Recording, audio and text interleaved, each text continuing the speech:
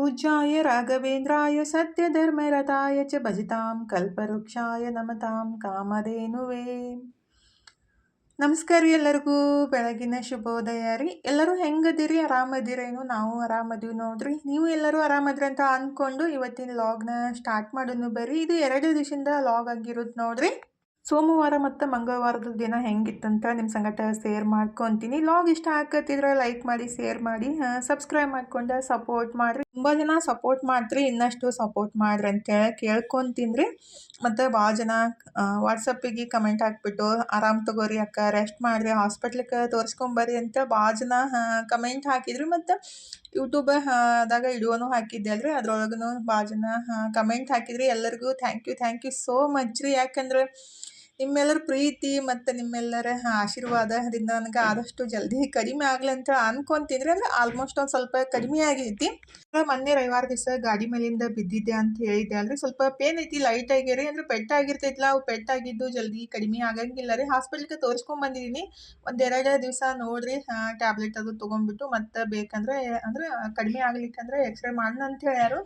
ಅಂದ್ರೆ ನನಗೆ ಅನಿಸಿದ್ದು ಎಲ್ಲಕ್ಕಿಂತ ಮಿಗಿಲಾಗಿದ್ದು ಪ್ರೀತಿ ವಿಶ್ವಾಸ ನೋಡ್ರಿ. ಯಾಕಂದರೆ ಇತ್ತೀಚೆಗೆ ಅಂತೂ ರಕ್ತ ಸಂಬಂಧಿಕರಾಗಲಿ, ಒಡ ಹುಟ್ಟಿದವರಾಗಲಿ ಏನೇ ಕಷ್ಟ ನೋವು ಅಂತ ಅಂದಾಗ ಯಾರು ಕೇಳಂಗಿಲ್ಲ. ಆ ಸಂಬಂಧದೊಳಗೆ ಅರ್ಥನೇ ಇರಂಗಿಲ್ಲಲ್ರಿ. ನಾವೆಲ್ಲ ಅವ್ರ ಕಷ್ಟಕ್ಕೆ ಕೇಳ್ತಿರ್ತೀವಿ, ಅರ್ಥ ಮಾಡ್ಕೊಂಡಿದ್ದೀವಿ. ಆಲ್ಮೋಸ್ಟ್ ಆದಷ್ಟು ನಮ್ಮ ಕೈಲಾದದ್ದೆಲ್ಲ ನಾವು ಮಾಡಿದ್ವಿ. ಆದರೆ ಇತ್ತೀಚೆಗಂತೂ ನಾವು ಏನೇ ಮಾಡಿಬಿಟ್ರು ನೆನಪಾರ್ಬಿಟ್ಟು ಮತ್ತು ನಮ್ಮ ವಿರುದ್ಧನೇ ತಿರುಗಿ ಬೀಳ್ತಾರೋ. ಅದಕ್ಕಾಗಿ ಆದಷ್ಟು ನಮ್ಮ ಪಾಡಿ ನಾವು ಇರಾಕೆ ಇಷ್ಟಪಡ್ತೀನಿ ರೀ. ಆದರೆ ನಿಮ್ಮೆಲ್ಲರ ಪ್ರೀತಿ ಆಶೀರ್ವಾದ ನನಗಂತೂ ಜಾಸ್ತಿ ಖುಷಿ ಕೊಟ್ಟೈತೆ ನೋಡ್ರಿ. ಭಾಳ ಜನ ಕಮೆಂಟ್ ಮಾಡಿಬಿಟ್ಟು ಆರಾಮ್ ತಗೋರಿ ಅಕ್ಕ, ದವಾಖಾನೆ ತೋರಿಸ್ಕೊಂಬರ್ರಿ, ರೆಸ್ಟ್ ಮಾಡಿರಿ ಅಂಥೇಳಿ ಭಾಳ ಪ್ರೀತಿಯಿಂದ ಹೇಳ್ತಿರಲ್ರಿ. ಅದಕ್ಕಿಂತ ಮತ್ತೇನು ಬೇಕಲ್ರಿ. ಮನುಷ್ಯಾಗ ಪ್ರೀತಿ ವಿಶ್ವಾಸ ಅನ್ನೋದು ಎಲ್ಲಕ್ಕಿಂತ ದೊಡ್ಡ ಆಸ್ತಿ ಅಲ್ರಿ. ನನಗೆ ಆ ಥರ ಅನ್ಸುತ್ತೆ ನೋಡ್ರಿ. ಯಾರಾದ್ರೂ ನಮ್ಗೆ ಪ್ರೀತಿಯಿಂದ ಒಂದು 4 ಮಾತಾಡ್ಬಿಟ್ರೂ ಎಷ್ಟು ಖುಷಿ ಆಗುತ್ತೆ.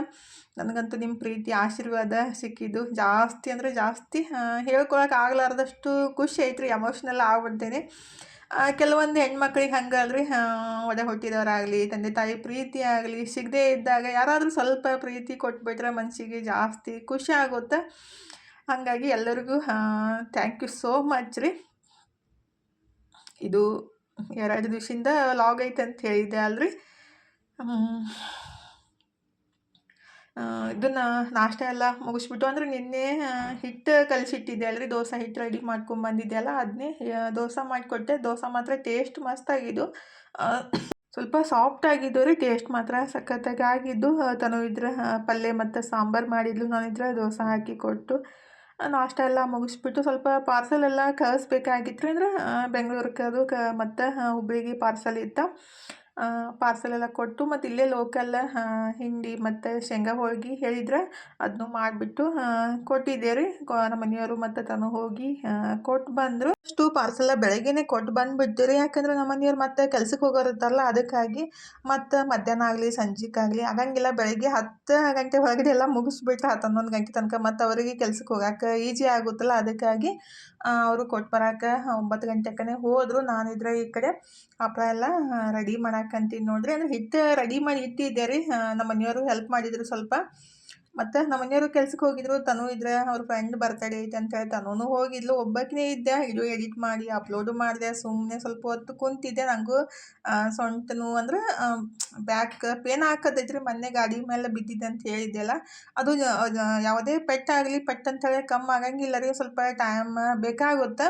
ಆದಷ್ಟು ರೆಸ್ಟ್ ಮಾಡೋದು ಒಳ್ಳೇದ್ರಿ. ಆದರೆ ಸುಮ್ಮನೆ ಕುಂದ್ರಾಕ ಮನ್ಸು ಬರೋಂಗಿಲ್ಲ. ಮತ್ತು ಮಧ್ಯಾಹ್ನ ಟೈಮ್ದಾಗ ಮನ್ಕೊಂಬಿಟ್ರೆ ನಿದ್ದೆನೂ ಬರೋಂಗಿಲ್ಲ ರೀ. ಒಂದು ಸ್ವಲ್ಪ 1 ತಾಸು ಅರ್ಧ ತಾಸು ಚಲೋ ಅನ್ಸುತ್ತೆ. ಬ್ಯಾಸ್ರ ಬರೋಕೆ ಸ್ಟಾರ್ಟ್ ಆಗುತ್ತೆ. ಒಂದು ಸ್ವಲ್ಪ ನಾನು ರೆಸ್ಟ್ ಮಾಡಾಕತ್ತಿದ್ದೆ ರೀ 1 ತಾಸು. ಮತ್ತು ಇದು ಎಡಿಟ್ ಮಾಡಿ ಅಪ್ಲೋಡ್ ಮಾಡಿ ಮತ್ತು ಹಪ್ಪಳ ಹಿಟ್ಟಂತೂ ರೆಡಿ ಮಾಡಿ ಇಟ್ಟಿದ್ವಲ್ಲ, ಹಪ್ಪಳ ಅಷ್ಟು ಮಾಡಿಬಿಟ್ರೆ ಆಯ್ತು ಅಂತೇಳಿ ಒಬ್ಬಾಕಿನೇ ಕುಂತ್ಬಿಟ್ಟು ಹಪ್ಪಳ ರೆಡಿ ಮಾಡಾಕಂತೀನಿ ನೋಡ್ರಿ. ಒಬ್ಬರೇ ಇದ್ದಾಗ ಮೆಂಟಲಿ ಏನಾದರೂ ಬೇಡದಿರೋದೆಲ್ಲ ವಿಚಾರ ನನಗೆ ಬರ್ತವೆ. ನಿಮಗೂ ಹಿಂಗೆ ಆಗುತ್ತೇನಂತೇಳಿ ಕಮೆಂಟ್ ಮಾಡಿರಿ. ಅಂದರೆ ಏನಾದರೂ ಮನ್ಸಿಗೆ ಹರ್ಟ್ ಆಗಿದ್ದಾಗಲಿ ಮತ್ತು ಬೇಜಾರಾಗಿದ್ದ ವಿಷಯಗಳಾಗಲಿ ಒಬ್ಬರೇ ಇದ್ದಾಗ ಆ ಥರ ಎಲ್ಲ ನೆನಪು ಬರ್ತಾ ಇರ್ತಾವೆ ರೀ. ಕೆಲವೊಂದು ಸಲ ನಾನು ಅವಾಗ ರಾಯರ ಮಂತ್ರ ಹೇಳ್ಕೊತ ಏನಾದರೂ ಕೆಲಸ ಮಾಡ್ಕೊತ ಕೂಡ್ತೀನಿ. ಅವಾಗ ಏನೇ ವಿಚಾರ ಇದ್ರೂ ಹೋಗ್ಬಿಡುತ್ತೆ ನೋಡ್ರಿ. ಕೆಲವೊಂದು ಸಲ ಆ ಥರ ಅನಿಸ್ತಿರ್ತೈತಿ.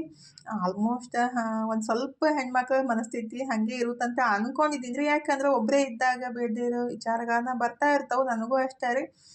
ಕೆಲವೊಂದು ಸಲ ಆ ಥರ ಆಗ್ತಿರ್ತೈತಿ. ಆದಷ್ಟು ಏನಾದರೂ ಕೆಲಸ ಮಾಡ್ತಾ ಇದ್ರೆ ಮತ್ತು ಯಾರಾದ್ರೂ ನಮ್ಮ ಜೊತೆ ಇದ್ರೆ ಆ ಥರ ಬೇಡದೇ ಇರೋ ವಿಚಾರ ಆಗಲಿ, ಮೆಂಟಲಿ ಒಂಥರ ಟೆನ್ಷನ್ ಅಂತ ಅನಿಸ್ತಿರ್ತೈತಲ್ರಿ, ಅವಾಗ ಆ ಥರ ಅನ್ಸಂಗಿಲ್ಲ. ನಾನು ಮಕ್ಕಳೆಲ್ಲ ಸಣ್ಣವರಿದ್ದಾಗ ಮತ್ತು ಸ್ಕೂಲಿಗೆ ಹೋಗೋ ಮುಂದಾಗ ಭಾಳ ಅಂದ್ರೆ ಭಾಳ ಮೆಂಟಲಿ ವೀಕ್ ಆಗ್ತಿದ್ದೆ. ಸಿಟ್ಟು ಬರ್ತಾ ಇರ್ತಿತ್ತು ಮತ್ತು ಏನಪ್ಪ ಜೀವನ ಈ ಥರ ಎಲ್ಲ ಅನಿಸ್ತಿರ್ತೈತ್ರಿ. ಅವಾಗ ನಾವು ಎಷ್ಟು ಪಾಸಿಟಿವ್ ಆಗಿರ್ತೀವಲ್ಲ ಅಷ್ಟು ಒಳ್ಳೇದು ನೋಡ್ರಿ. ಅಂದರೆ ಅವಾಗೆಲ್ಲ ನನಗೆ ಯಾರು ಹೇಳೋರು ಇದ್ದಿದ್ದಿಲ್ಲ. ಇತ್ತೀಚೆಗೆ ನಾನು ಮೊಬೈಲಿಂದ ಕಲ್ತಿದ್ದು. ಅಂದ್ರೆ ಆ ಥರ ಪಾಸಿಟಿವ್ ವೀಡಿಯೋಸ್ ಎಲ್ಲ ನೋಡಿಬಿಟ್ಟು ತಿಳ್ಕೊಬೇಕ್ರಿ ಅಷ್ಟೇ ರೀ. ಯಾಕಂದರೆ ನಮ್ಗೆ ಎಲ್ಲರ ಲೈಫ್ ಒಳಗೆ ಹೇಳ್ಕೊಡೋರು ಇರಂಗಿಲ್ಲಲ್ರಿ. ಹಾಗಾಗಿ ನಮಗೆ ನಾವೇ ಪಾಸಿಟಿವ್ ಥಿಂಕ್ ಮಾಡ್ತಾ ಇದ್ರೆ ಅಂದ್ರೆ ವಿಚಾರ ಮಾಡ್ತಾ ಇದ್ರೆ ಆದಷ್ಟು ಮೆಂಟಲಿ ಆಗಲಿ ಫಿಸಿಕಲಿ ಆಗಲಿ ಸ್ವಲ್ಪ ಹೆಲ್ತಿಯಾಗಿರ್ತೀವಿ ರೀ. ನಮ್ಮ ಮೆಂಟಲಿ ಯಾವಾಗ ವೀಕ್ ಆಗ್ತೀವಲ್ಲ ಆಮೇಲೆ ಹೆಲ್ತ್ನೂ ಪ್ರಾಬ್ಲಮ್ ಆಗೋಕೆ ಸ್ಟಾರ್ಟ್ ಆಗುತ್ತೆ. ಅಂದರೆ ಡೈಜೆಷನ್ ಪ್ರಾಬ್ಲಮ್ ಆಗ್ತೈತಿ. ಆಮೇಲೆ ಒಂದೊಂದು ಪ್ರಾಬ್ಲಮ್ನ ಸ್ಟಾರ್ಟ್ ಆಗ್ತಿರ್ತಾವೆ. ಅಂದರೆ ಕೆಲವೊಂದು ಸಲ ಆ ಥರ ಆಗ್ತಿರ್ತೈತೆ ರೀ ಮೆಂಟಲಿ ವೀಕ್ ಆದಾಗ. ಮತ್ತು ಬೇಡದೇ ಇರೋ ವಿಚಾರಗಳು ಬಂದಾಗ ಅಂದರೆ ಒಂದ್ಸಲ ನಮಗೆ ಹೆಲ್ತ್ ಪ್ರಾಬ್ಲಮ್ ಇಲ್ಲಪ್ಪ ಅಂತ ಅದೇ ಅನ್ಕೊತ ಇದ್ರೆ ಹಾಗೆ ಆಗ್ಬಿಡುತ್ತೆ. ಆದಷ್ಟು ನಾನು ಪಾಸಿಟಿವ್ ಆಗಿದ್ದೀನಿ, ನಾನು ಹೆಲ್ತಿ ಆಗಿದ್ದೀನಿ, ನಾನು ಆರೋಗ್ಯವಾಗಿದ್ದೀನಿ ಅಂತ ಅಂದ್ಕೊಂಡ್ಬಿಟ್ರೆ ಸ್ವಲ್ಪ ಮಟ್ಟಿಗೆ ಆದ್ರೂ ಪರವಾಗಿಲ್ಲ ರೀ. ಆದರೆ ನಾವು ಎಷ್ಟು ವೀಕ್ ಆಗ್ತೀವಲ್ಲ ಮೆಂಟಲಿ ಆ ಥರ ಹೆಲ್ತ್ನೂ ಅಪ್ಸೆಟ್ ಆಗುತ್ತೆ.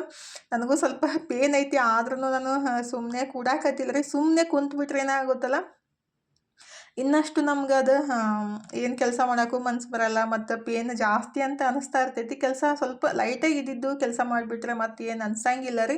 ಅಂದರೆ ಜಾಸ್ತಿ ಕುಂದ್ರೋದು ಏಳೋದು ಆ ಥರ ಆದಾಗ ನನಗೂ ಬ್ಯಾಕ್ ಪೇನ ಜಾಸ್ತಿ ಆಕತ್ತೈತೆ ರೀ. ಆದಷ್ಟು ನಾನು ಸ್ವಲ್ಪ ಬಗ್ಗೋದು ಮತ್ತು ಕೂತು ಏಳೋದು ಆ ಥರ ಸ್ವಲ್ಪ ಕಡಿಮೆ ಮಾಡಿದ್ದೀನಿ. ಆದರೆ ಸಣ್ಣ ಪುಟ್ಟ ಕೆಲಸಗಳು ಹೆಣ್ಮಕ್ಳು ಅಂದಮೇಲೆ ಮಾಡಲೇಬೇಕಲ್ರಿ. ಎಲ್ಲ ಬಿಟ್ರೂ ಅಡುಗೆ ಕೆಲಸ ಮಾತ್ರ ಹೆಣ್ಮಕ್ಳಿಗೆ ಇರೋ ತನಕ ಬಿಡಂಗಿಲ್ಲ ನೋಡ್ರಿ. ಅಂದರೆ ಕೈಕಾಲು ಆರೋ ಮಟ್ಟ ಮಾಡಲೇಬೇಕು. ಅಂದರೆ ಎಲ್ಲ ಅಡುಗೆ ಕೆಲಸ ಹಚ್ಚಿದವ್ರಿಗೆ ಆ ಥರ ಏನು ಇರಂಗಿಲ್ಲ. ಆದರೆ ನಮ್ಮ ಮಿಡಲ್ ಕ್ಲಾಸ್ ಹೆಣ್ಮಕ್ಳಿಗಂತೂ ಎಷ್ಟೇ ಇವತ್ತು ಜ್ವರ ಬಂದ್ರಾಗಲಿ ಏನೇ ಹೆಲ್ತ್ ಅಪ್ಸೆಟ್ ಆದ್ರೂ ಸಣ್ಣ ಪುಟ್ಟ ಕೆಲಸಗಳು ಮಾಡಲೇಬೇಕು ರೀ. ಯಾಕಂದರೆ ಅಡುಗೆ ಕೆಲಸ ಮಾಡಿಬಿಟ್ರೇ ಆಗೋದು. ಇಲ್ಲಾಂದ್ರೆ ಸುಮ್ಮನೆ ಕುಂತಿರ್ತೀವಿ, ಅದನ್ನೆಲ್ಲೈತಿ ಇದನ್ನೆಲ್ಲೈತಿ ಅದನ್ನ ಏನು ಮಾಡಬೇಕು ಹೆಂಗೆ ಮಾಡಬೇಕು ಈ ಥರ ಕ್ವಶನ್ ಕೇಳ್ತಾ ಇದ್ದಾಗ ಏನು ಅನ್ಸುತ್ತಲ್ಲ, ನಾವೇ ಎದ್ಬಿಟ್ಟು ಮಾಡೋದು ಚಲೋ ಬಿಡಪ್ಪ ಅಂತ ಅನ್ಸಕ್ಕೆ ಸ್ಟಾರ್ಟ್ ಆಗುತ್ತಲ್ರಿ. ನನಗೆ ಆ ಥರ ಅನ್ಸುತ್ತೆ, ನಿಮಗೂ ಹಂಗೆ ಅನ್ಸುತ್ತೇನೆ ಅಂತೇಳಿ ಕಮೆಂಟ್ ಮಾಡಿರಿ ನೋಡೋಣ ಎಷ್ಟು ಜನಕ್ಕೆ ಆ ಥರ ಅನ್ಸುತ್ತೆ ಅಂತೇಳಿ. ಅಂದರೆ ಪದೇ ಪದೇ ಇದನ್ನೆಲ್ಲ ಕೇಳ್ತಾ ಇದ್ರೆ ಬಡ ಬಡ ಮಾಡಿಬಿಟ್ಟು ಹೋಗಿ ಕುಂದ್ರೋದು ಚಲೋ ಅಂತ ನನಗೆ ಅನಿಸ್ತೈತಿ ನೋಡ್ರಿ. ಇವತ್ತು ತನು ಇದ್ರೆ ಪುರಿ ಕೇಳಾಕತ್ತಿದ್ಲ. ಅಂದರೆ ಪಲ್ಯ ಮಾಡಿದ್ಲು, ಆಲೂಗಡ್ಡೆ ಪಲ್ಯ ಅಂದರೆ ಬಟಾಟಿ ಪಲ್ಯ ಮಾಡಿದ್ಲು. ಹಿಟ್ಟನ್ನು ಕಲಸಿಟ್ಟಿದ್ಲ, ಅದಕ್ಕಾಗಿ ಪುರಿನ ಲಟ್ಸಾಕಂತೀನಿ ನೋಡ್ರಿ. ಅದು ತನಗೂ ಸರಿಯಾಗಿ ಬರಂಗಿಲ್ಲ, ಅಂದರೆ ಉಬ್ಬಿ ಬರಂಗಿಲ್ಲ ಅವು ಪುರಿ. ಅದಕ್ಕಾಗಿ ಮಮ್ಮಿ ನೀವು ಪುರಿ ಮಾಡಿರಿ, ನಾನು ಸಂಡ್ಗೆ ಮಾಡೋಕ್ಕೆ ಅಕ್ಕಿನ ರುಬ್ತೀನಿ ಅಂತ ರುಬ್ಬಾಕತ್ತಿದ್ಲು. ಅಂದರೆ ತನು ಹೆಲ್ಪ್ ಮಾಡ್ತಾರೆ, ನಮ್ಮ ಮನೆಯವರು ಹೆಲ್ಪ್ ಮಾಡ್ತಾರೆ, ಎಲ್ಲ ಕೆಲಸ ನಾನೇ ಮಾಡ್ತಂತ ಅನ್ನಂಗಿಲ್ಲ ರೀ. ಯಾಕಂದರೆ ಇಷ್ಟೆಲ್ಲ ಮಾಡ್ಬೇಕಂದ್ರೆ ಮನೆಯವ್ರ ಹೆಲ್ಪ್ ಇದ್ರೇ ಆಗೋದ್ರಿ. ಸಣ್ಣ ಪುಟ್ಟ ಹೆಲ್ಪ್ ಮಾಡಿಬಿಟ್ರು ಎಷ್ಟೋ ಯೂಸ್ ಆಗುತ್ತಲ್ರಿ. ಅಂದರೆ ನಾವು ಹೇಳ್ಕೊಡ್ಬೇಕಾಗುತ್ತೆ, ಈ ಥರ ಮಾಡಿರಿ ಆ ಥರ ಮಾಡಿರಿ, ಎಷ್ಟು ಮಾಡಬೇಕು ಎಲ್ಲ ಥರ ರೀತಿ ನಮಗೆ ಗೊತ್ತಿರೋದಲ್ಲ. ಅದಕ್ಕಾಗಿ ಈಗ ತನು ಅಕ್ಕಿ ರುಬ್ತಾ ಇದ್ರೆ ಈ ಕಡೆ ನಾನು ಪುರಿ ಮಾಡಾಕತ್ತಿದ್ದೆ ನೋಡ್ರಿ. ಹಾಕಾಕೋಗಿ ಎಣ್ಣೆನೂ ಸಿಡಿಸ್ಕೊತಿದ್ದೆ, ಜಸ್ಟ್ ಮಿಸ್ ಆಯಿತು. ಎಣ್ಣೆ ಒಳಗಿನ ಅಂದರೆ ಎಣ್ಣೆ ಫ್ರೈ ಮಾಡಬೇಕಂದ್ರೆ ಏನಾದರೂ ಸ್ವಲ್ಪ ಹುಷಾರಾಗೇ ಮಾಡ್ಬೇಕು ನೋಡ್ರಿ. ಯಾಕಂದರೆ ಡೇಂಜರ್ ಕೆಲಸ ಇವು. ಸ್ವಲ್ಪ ಸಿಡಿದ್ಬಿಟ್ರೂ ಏನು ಅಂತಾರಲ್ಲ, ಎಷ್ಟೋ ದಿವಸ ತನಕ ಗಾಯ ಇರುತ್ತೆ. ನನಗೂ ಮೊನ್ನೆ ಸಂಡ್ಗೆ ಮಾಡೋ ಹಿಟ್ಟು ರೆಡಿ ಮಾಡೋ ಮುಂದಾಗ ಹೊಟ್ಟೆ ಮೇಲೆ ಅದು ನೀರು ಸಿಡ್ದೈತಿ, ಇನ್ನೂ ತನಕ ಉರಿತೈತಿ ನೋಡ್ರಿ. ಅಂದ್ರೆ ಅದು ಮ್ಯಾಲಿಂದ ಸ್ಕಿನ್ ಹೋಗ್ಬಿಟ್ರೂ ಅದು ಕಪ್ಪಾಗಿ ಹಾಗೆ ಇರುತ್ತೆ. ಮತ್ತು ಅದು ಒಂದು 10-12 ದಿವಸ ಅಂತೂ ಉರಿತಾ ಇರ್ತೈತಿ ಲೈಟಾಗಿ ರೀ. ಆದಷ್ಟು ಅಡುಗೆ ಮಾಡ್ಬೇಕಾದ್ರೆ ಹುಷಾರಾಗಿದ್ದಷ್ಟೇ ಚಲೋ ನೋಡ್ರಿ. ಅಂದರೆ ನಾನು ಹೇಳ್ತಿರ್ತೀನಿ, ಆದರೆ ನಾನು ಏನಾದರೂ ಮಿಸ್ಟೇಕ್ ಮಾಡ್ತಾನೆ ಇರ್ತೀನಿ. ಅಂದರೆ ಕೈಗೆ ಹಚ್ಕೊಳ್ಳೋದು ಆ ಥರ ಎಣ್ಣೆ ಸಿಡ್ಸ್ಕೊಳ್ಳೋದು ಅಂತೇಳಿ ಆಗ್ತಿರ್ತಾವೆ ರೀ. ಆದರೆ ಆದಷ್ಟು ಹುಷಾರಾಗಿ ಮಾಡೋದು ಒಳ್ಳೇದು ನೋಡ್ರಿ. ಫೈನಲಿ ನಿಮ್ಮ ಜೊತೆ ಮಾತು ಹೇಳ್ತಾನೆ ಪೂರಿನೂ ಆಗ್ಬಿಟ್ಟು ನೋಡ್ರಿ. ಅಂದರೆ ಹೇಳ್ತಾ ಇದ್ದಂಗೆ ಪುರಿನೂ ಮಾಡೋದು ಕಂಪ್ಲೀಟ್ ಆಯ್ತು ನೋಡ್ರಿ. ತನು ಇದ್ರೆ ಪ್ಲೇಟ್ ರೆಡಿ ಮಾಡ್ಕೊಳಕತ್ತಿದ್ಲು. ನಮ್ಮ ಮನೆಯವ್ರು ಇದ್ರೆ ಅವ್ರ ಫ್ರೆಂಡ್ ಯಾರೋ ಫೋನ್ ಹಚ್ಚಿದ್ರಂತ. ಸಡನ್ನಾಗೆ ಪುರಿ ಮಾಡ್ತಾಯಿದ್ವಿ, ಹೊರಗಡೆ ಹೋಗ್ಬಿಟ್ರು. ಅದಕ್ಕಾಗಿ ಮಮ್ಮಿ ಪುರಿ ಆರಿಬಿಟ್ರೆ ನನಗೆ ಇಷ್ಟ ಆಗಂಗಿಲ್ಲ, ಅದಕ್ಕಾಗಿ ನಾನು ಊಟ ಮಾಡ್ತೀನಿ ನೋಡಿ ಮಮ್ಮಿ ಅಂತ ಪ್ಲೇಟ್ ರೆಡಿ ಮಾಡ್ಕೊಳಕತ್ತಿದ್ಲು. ಆಯ್ತಮ್ಮ ನೀನು ಮಾಡು, ನಾನು ಮಾಡ್ತೀನಿ ಅಂತ ಹೇಳಿಬಿಟ್ಟು. ಅಂದರೆ ಪುರಿ ಬಿಸಿ ಬಿಸಿ ಇದ್ದಾಗನೇ ಅದು ರುಚಿ ಬರುತ್ತೆ ರೀ. ತಣ್ಣಗಾದ್ಮೇಲೆ ಜಿಗಿಟ್ ಥರ ಅನಿಸುತ್ತಲ್ಲ, ಅದಕ್ಕಾಗಿ ತನೂ ಪ್ಲೇಟ್ ರೆಡಿ ಮಾಡಿಕೊಂಡು ತೊಗೊಂಡು ಹೋದ್ಲು. ಆ್ಯಕ್ಚುಲಿ ಇದೇನು ಸಾಂಬಾರು ಬಟಾಟಿ ಪಲ್ಯ ಇತ್ತಲ್ರಿ, ಯೆಲ್ಲೋ ಕಲರ್. ಅದು ಬೆಳಗ್ಗೆ ದೋಸೆ ಜೊತೆ ಮಾಡಿದ್ದು ಹಾಗೆ ಇತ್ತು. ಸ್ವಲ್ಪ ಅದಕ್ಕಾಗಿ ಮತ್ತೆ ತನು ಬೇರೆ ಪಲ್ಯನೂ ಮಾಡಿದ್ಲು. ಅದನ್ನೂ ಎಲ್ಲ ಹಾಕ್ಕೊಂಬಿಟ್ಟು ಊಟ ಎಲ್ಲ ಮುಗಿಸ್ಬಿಟ್ಟು ಇವತ್ತಿಷ್ಟು ಹೈರಾಣಾಗಿ ಹಪ್ಪಳ ಮಾಡೀನಿ. ಏನು ಯಾವ ಥರ ಆಗ್ಯಾವ ನೋಡಿರಿ. ಎಲ್ಲ ಆಲ್ಮೋಸ್ಟ್ ಒಂದು ಅರ್ಧ ಕೆ.ಜಿ ಇಟ್ಟು ಹಪ್ಪಳ ಎಲ್ಲ ಸೀಳ್ಬಿಟ್ಟವು. ಹಾಗೆ ಆಗ್ತೈತೆ ನೋಡಿರಿ. ಎಷ್ಟು ನಾವು ಚಲೋ ಹೊತ್ನಾಗ ಹಿಟ್ಟು ಕುದಿಸಿದ್ರು ಕೆಲವೊಂದು ಸಲ ಆ ಥರ ಆದಾಗ ಬೇಸರ ಅಂತ ಅನಿಸುತ್ತೆ. ಯಾಕಂದರೆ ಸ್ವಲ್ಪ ಒಂದು 2 ಸಲ ಸೀಳಿದ್ದನ್ನು ಕೊಡ್ಬೋದ್ರಿ. ಆದ್ರೆ ಜಾಸ್ತಿ ಸೀಳಿದ್ದೆಲ್ಲ ಆ ಥರ ನಾನು ಎಲ್ಲ ತೆಗೆದ್ಬಿಟ್ಟು ಇಟ್ಬಿಡ್ತೀನಿ. ನನ್ನ ಕಡೆ ಈಗ ಆ ಥರನೇ ಆಗಿದ್ದು. ಒಂದು 2-3 ಕೆ.ಜಿ ಹಪ್ಪಳ ಅದಾವ್ರಿ. ಅಂದರೆ ನಾವು ಯೂಸ್ ಅದನ್ನೇ ಮಾಡೋದು, ಮತ್ತೊಬ್ರಿಗೆ ಕೊಡೋಕೆ ಆಗಂಗಿಲ್ಲಲ್ರಿ. ಹಾಗಾಗಿ ಆ ಥರ ಆದಾಗ ಬೇಸರ ಅಂತ ಅನ್ನಿಸ್ತಾ ಇರ್ತೈತಿ. ಇದು ನೆಕ್ಸ್ಟ್ ಡೇ ಲಾಗ್ ನೋಡಿರಿ. ಅಂದರೆ ಮಂಗಳವಾರ ಬೆಳಗ್ಗೆನೇ ಎಲ್ಲ ಕೆಲಸ ಮುಗಿಸ್ಬಿಟ್ಟು ಸಂಡ್ಗಿನೂ ಹಾಕಿ ಬಂದ್ವಿ. ಈಗಿದ್ರೆ ಹಪ್ಪಳ ಹಿಟ್ಟು ರೆಡಿ ಮಾಡಿ ಇಟ್ಟರೆ ಆಯಿತು. ಆಮೇಲೆ ಹಪ್ಪಳ ಮಾಡೋಕೆ ಬರುತ್ತೆ. ಅಂದರೆ ತಣ್ಣಗಾಗಬೇಕಲ್ರಿ, ಅದಕ್ಕಾಗಿ ಹಂಗೆ ಈ ಕಡೆ ಎಲ್ಲ ಹಾಕಿಟ್ಟಿದ್ದೆ.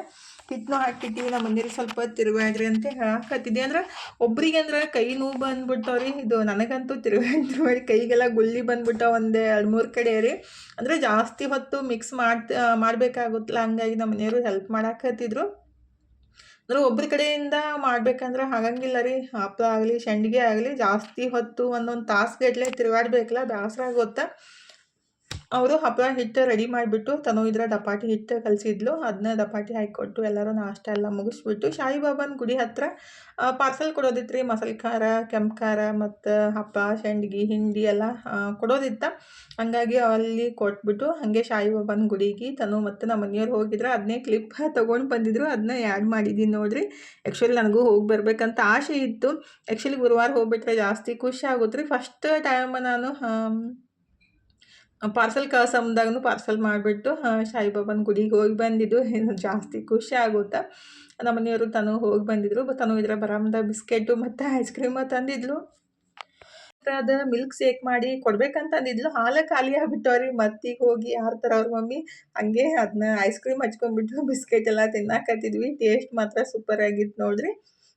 ಈಗಿದ್ರೆ ಸಂಜೆ ಮುಂದಾಗ ಸ್ನ್ಯಾಕ್ಸಿಗೆ ನಾನು ಮಿರ್ಚಿ ಬಜ್ಜಿ ರೆಡಿ ಮಾಡಾಕಂತಿದ್ದೆ ನೋಡ್ರಿ. ನನ್ನ ಮಗಳಿಗೆ ಮೆಣಸಿನ್ಕಾಯಿ ಬಜ್ಜಿ ಅಂದ್ರೆ ಇಷ್ಟನೇ ಆಗಂಗಿಲ್ಲ. ತನಗೆ ಪಾನಿಪುರಿ, ಗೋಬಿ ಮಂಚೂರಿ ಆ ಥರ ಎಲ್ಲ ಇಷ್ಟ ಆಗ್ತಾವೆ. ಬಜ್ಜಿ ಯಾಕೆ ಮಾಡಾಕತ್ತೀರಂತ ಶಟ್ಕೊಂಡ್ಬಿಟ್ಟಿದ್ಲು.